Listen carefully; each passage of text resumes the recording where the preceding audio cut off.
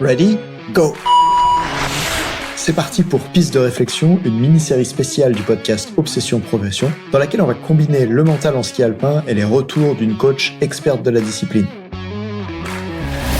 Pour vous apporter des exemples frais de terrain et proposer des méthodes sur la préparation mentale en géant ou en slalom, j'ai choisi de faire appel à Florian Eustache, entraîneur de ski alpin diplômé d'État qui coach de U8 à U18 dans le massif de la Maurienne en Savoie. Je lui ai demandé de faire une fixation à propos des plus gros brouillards et fautes sur la dimension mentale dans son sport pour que vous évitiez d'enfourcher dans les moments qui comptent vraiment. Mon intention, c'est de vous amener des exemples palpitants pour qu'on parle réellement du terrain et que vous repartiez avec des techniques ou des corrections pour accélérer vos perfs et pivoter quand c'est difficile. Tout ça, peu importe la discipline, même dans des sports collectifs. On a pris beaucoup de plaisir à échanger parce que quand Florian amenait ses problèmes, je glissais mes idées. Vous allez aimer si vous êtes en recherche de vitesse d'évolution. On a osé s'engager sur la pente qui critique les méthodes répandues parce qu'il ne neige pas que des bonnes idées dans le milieu. Vous me direz si on a trop dérapé, mais je ne voulais pas freiner le débat. De l'entraînement à la compétition, en passant par les relations entraîneur-entraîné, on trace pour vous ce qui peut déclencher un virage dans la progression ou faire chuter au classement. Alors, attrapez le tire-fesse, c'est Ready to Rock qui vous emmène au sommet, on y va. Salut Florian, dans cet épisode, on va pas parler de ce qu'il y a dans la bouche des jeunes comme dans l'épisode précédent, mais de ce que disent les coachs. Qu'est-ce qu'il y a dans la bouche des entraîneurs de ski alpin? T'as noté différentes phrases que toi tu vois souvent sur le stade, et j'ai hâte qu'on en parle ensemble. On y va? Salut Nathan, allez, c'est parti. Alors la première que j'ai relevée, c'est « il se regarde skier », enfin il ou elle se regarde skier, c'est une expression au ski alpin. « Il n'avance pas, ça ne marchera jamais ». Qu'est-ce que t'as à dire à propos de celle-ci? Je trouve que déjà on part sur... Quoi qu'on fasse, le skieur est classé dans une catégorie de skieur esthétique, une belle gestuelle, mais pas de vitesse. On part défaitiste et je trouve que c'est dommage. C'est ça que ça veut dire, il se regarde skier? Oui. C'est qu'il est en train de skier joli, c'est oui. Ça? Ok, et toi, quand t'entends un entraîneur qui dit ça, qu'est-ce que t'auras envie qu'il se dise à la place pour pouvoir mieux aider ses athlètes selon toi? J'aimerais qu'ils disent il a une belle gestuelle, comment faire pour l'aider à aller plus vite? Ok, tout simplement. En fait, ce que toi tu veux, c'est que l'entraîneur il sorte de son ça marchera jamais. En même temps, on peut se poser la question à quoi il sert ce ça marchera jamais? Peut-être pour préserver l'énergie que donne l'entraîneur, en mode si tu coaches un athlète et que t'as l'impression que ça évoluera jamais pour lui, en fait c'est dur pour toi en tant qu'entraîneur. Donc quand tu dis ça marchera jamais et que tu oublies l'espoir que ça va vraiment marcher, c'est peut-être un peu moins douloureux pour l'ego. Qu'est-ce que t'en penses?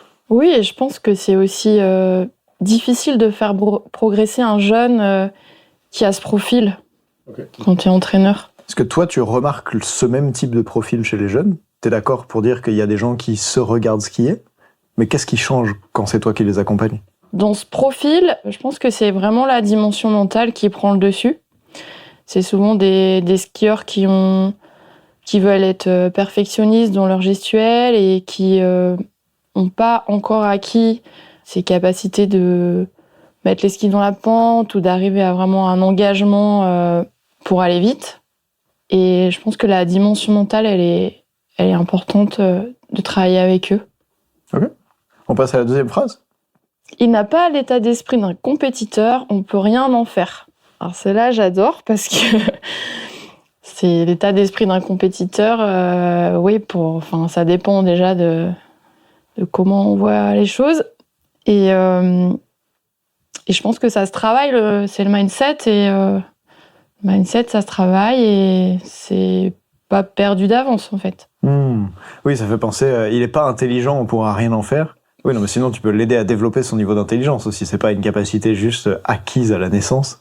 C'est quelque chose qui se développe. Et donc, toi, quand tu vois quelqu'un qui dit « Ah, il a pas l'état d'esprit d'un compétiteur », il y a des entraîneurs qui, dans cette situation-là, se diraient « On peut rien en faire ». Alors que toi, tu te dis « Comment je peux développer cet état d'esprit chez lui », c'est ça? Oui, c'est ça. Et je pense que si on n'a pas l'état d'esprit d'un compétiteur, il y a certainement des peurs qui sont derrière et qu'il faut aller creuser. Qu'est-ce que tu veux dire par là? Un enfant qui veut pas se confronter aux autres, c'est certainement une peur par rapport au jugement des autres, une peur de décevoir ses parents. Voilà, ça peut être. Ok. Alors pour ceux qui nous entendent et qui se disent non mais Nathan, quand même, y a des gens, ils ont chez eux cet état d'esprit de compétiteur et d'autres, ils l'ont pas. Je leur répondrai que Oui, il y a des gens qui ont chez eux des muscles avec des fibres plus rapides que d'autres, genre Usain Bolt court plus vite que Nathan Delacoste. Probablement pas juste parce qu'il s'entraîne plus, mais aussi parce qu'il a une certaine génétique. Mais surtout, il y a quand même une grande partie de ça qui peut être à faire évoluer, ou je dirais évoluable, entraînable en fait, c'est le bon mot. Et ce qu'on peut imaginer, c'est que chez différents profils, peut-être que pour faire du ski de très très haut niveau, il y a besoin d'une part d'inné là-dedans. Moi, je remarque bien dans les athlètes que j'accompagne au niveau Coupe du Monde, ils ont une certaine personnalité. Ils sont un peu, des fois, je les trouve un peu des ovnis où ils sont hors normes, et c'est ça qui me plaît aussi quand je travaille avec eux. Et en même temps, surtout si vous êtes entraîneur de club chez les plus jeunes, cet état d'esprit de compétiteur, il se développe parce que je crois que tous les êtres humains, ils aiment progresser, développer des choses. C'est pour ça qu'aujourd'hui, on n'est plus dans les cavernes en train de chasser, cueillir et tout ça. Probablement que c'est parce qu'on aime tellement développer des trucs que le monde n'arrête pas d'évoluer. Et donc, on a forcément cet état d'esprit là chez les jeunes. Parce qu'en fait, l'état d'esprit de compétiteur, c'est juste un état d'esprit de progression. Et la compétition sert à avoir un moyen de se dépasser. Et notamment en ski, un moyen de se mesurer. Parce que au-delà du chrono, pour comparer en ski, t'as besoin d'avoir d'autres gens qui vont à côté. C'est un peu comme ça qu'on évalue la progression dans le sport. Ok, on passe à la phrase suivante. Je vois sur ta fiche que c'est il vient tous les jours à l'entraînement, mais comme ça, sans motivation, ça peut pas marcher. Oui, c'est ce qu'on entend quand on voit un jeune qui, on sent qu'il n'y a pas vraiment d'engagement dans ce qu'il fait, ou il se laisse un peu descendre. Et du coup, je trouve que c'est dommage qu'on n'aille pas creuser et de savoir, voilà, qu'est-ce qui se passe en fait. Quand tu vois que chez un jeune, ça a l'air de manquer de motivation, plutôt que d'être en mode c'est comme ça, toi tu vas t'y intéresser, au moins chercher à savoir ce qui se passe pour lui, voire l'aider à évoluer tout simplement. C'est ça, qu'est-ce qui se passe? Il passe peut-être par des périodes difficiles, et donc c'est à creuser et à identifier un petit peu. C'est amusant parce que quand on dit ça, j'ai un peu l'impression qu'on enfonce des portes ouvertes, mais à la fois je sais que si tu l'entends sur le terrain, c'est parce que tu le vois régulièrement. Et du coup, ce que je crois, c'est que c'est important de se dire, tiens, je vais entraîner l'humain derrière la machine. Si je vois que mon skieur, il a pas l'air au taquet, ou quoi que ce soit, je vais m'intéresser pas juste à son ski, mais à qui il est derrière ça. Et ça sera très chouette. Ok, phrase suivante, je vois que ça écrit « Elle vient à l'entraînement parce qu'il y a ses copines ». Ça peut pas marcher. Oui, c'est vrai que je mets copine parce que c'est souvent chez les filles, on voit qu'il y a quand même, notamment chez les plus jeunes, un besoin d'être en petit groupe, de s'encourager, qu'elle se retrouve pas toute seule avec des gars. Après, ça dépend aussi des profils, je veux pas généraliser, mais je pense qu'il y a quand même la dimension sociale et affective chez les filles qui est important. Et je trouve que c'est déjà une motivation de venir au ski parce qu'il y a ses copines. En tout cas, au niveau club, ça me paraît important. Ok. J'ai envie de dire que ce qui me semble important en tant qu'entraîneur, c'est aussi de faire avec la motivation que les athlètes ont. Alors évidemment, si tu entraînes l'équipe de France olympique, probablement que tu as plus envie qu'ils soient là pour faire la médaille d'or que juste pour passer du bon temps avec les copains. Et en même temps, il faut aussi s'adapter au niveau auquel tu entraînes. Je crois que si tu es entraîneur de club et que les athlètes sont là parce qu'ils prennent du plaisir à passer du temps entre copains, et souvent c'est ce que je rencontre chez les entraîneurs de sport collectif, qui se plaignent que leurs joueurs, ils viennent là pour voir les copains.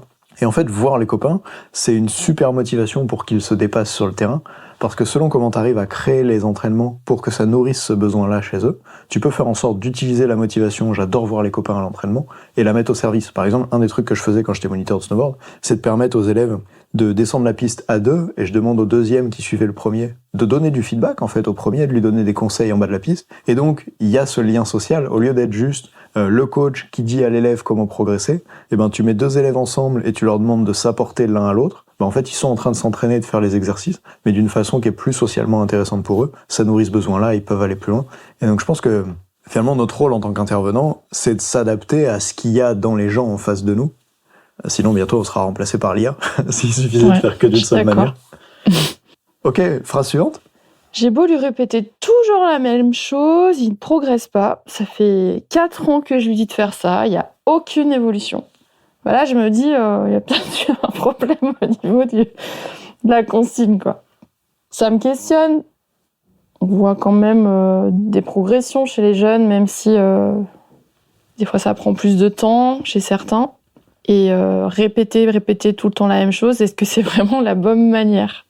Ouais, c'est ça qui est amusant, ce que tu racontes. Ça fait 4 ans que je lui dis de faire ça, il n'y a aucune évolution. Et à ce moment-là, c'est comme si on mettait la faute sur l'athlète, c'est lui qui évolue pas. Alors que peut-être que ce qui est plus pertinent, c'est de se dire, tiens, si ça fait 4 ans que je lui dis ça et qu'il n'y a aucune évolution, peut-être que je devrais changer quelque chose. En fait, ça dépend vraiment à qui on donne la responsabilité.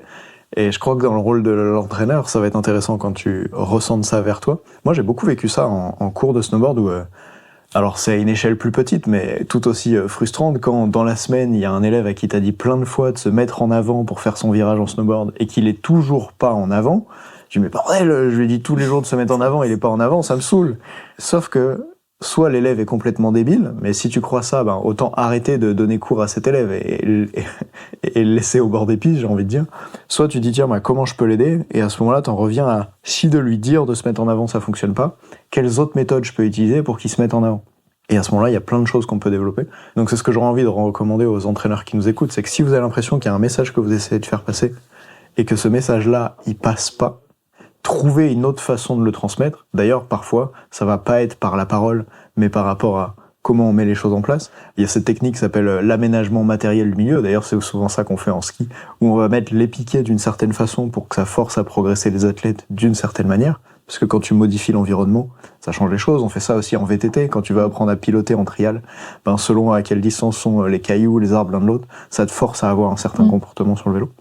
Et voilà, je crois que c'est vraiment notre rôle de concevoir l'intervention pour qu'on n'arrive pas à un moment donné où on dit ça fait 4 ans que je lui dis et ça évolue toujours pas. C'est ça.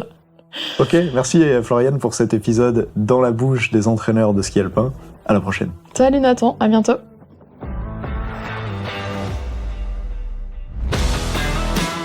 On dit souvent que le mental c'est 70% de la performance à haut niveau, pourtant rares sont ceux qui l'entraînent au moins de 10% du temps. En écoutant jusqu'ici, t'as donné à la dimension mentale un peu plus de la place qu'elle mérite chaque semaine. Bien joué.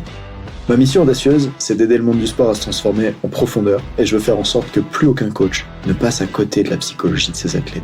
C'est pour accomplir ça que je crée une tonne de vidéos sur YouTube et des épisodes comme celui que tu viens d'écouter. Alors, je vais pas te demander d'inscrire de force tes amis au podcast, et en même temps, si tu peux en parler à quelqu'un qui va l'adorer, quelqu'un à qui ça serait utile, ta recommandation elle signifie beaucoup pour moi. Si chaque auditeur en parle juste à 2 autres, l'année prochaine, on sera des milliers de fois plus nombreux avec l'obsession progression. Salut!